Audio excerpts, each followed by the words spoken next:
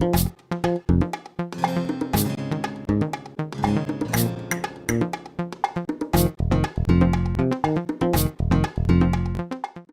I'm Vivian. I'm the founder of Mingcha, the tea company. I'm actually interested in lots of fine foods in the world, including tea, of course, and also flowers.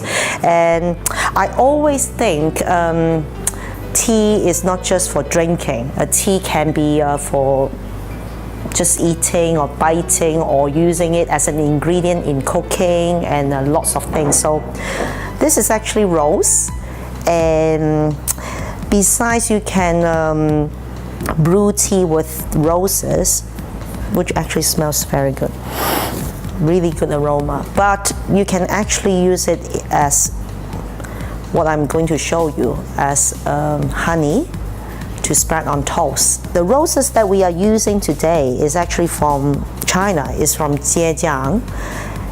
And when you buy roses, one thing a lot of people will do is buy the petals. But I really like those that is with a whole bud. Why? Because it just kept everything inside. All the aroma, all the good nutrients is actually all there. Let's start to prepare the roses. We will only use the petals. All these are actually, like when they pick, is just with the stem, and we have to remove like this. So just keeping all the petals, and the seeds, sometimes if you want to keep it you can, but what we need is actually the petals. The next step, what we need to do is with this, one thing you can do if you don't have time, you don't need to grind and then mix it with the honey, or what I demonstrate now is actually using this to actually grind it into very fine powders.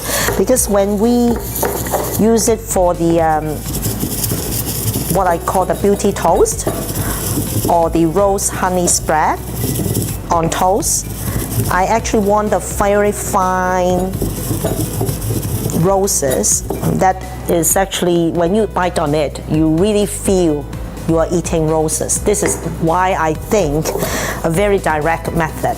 A lot of people I know, they will cook the roses and add sugar or other things to preserve that. But my way of doing it, because I'm very lazy, I just want things direct, because I find that it's really, really aromatic. And I think the best thing is not to cook and to use it directly.